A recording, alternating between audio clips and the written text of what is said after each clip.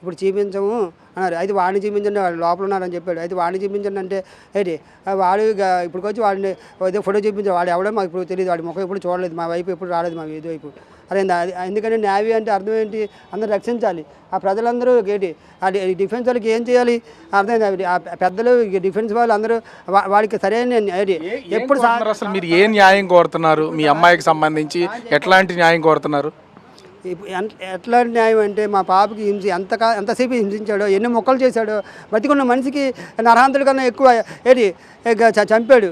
అదేందా వాడు ఏదో వాడు దాహం తీర్చుకొని వదిలితే అదైనా మా పాప మాకు బతికే ఉండేది.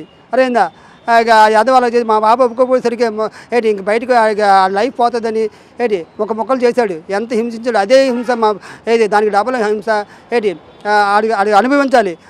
మాకు డబ్బులు ఏమి వద్దు. అదేందా మాకు ఆడి వల్ల మాకేం వద్దు దయచేసి.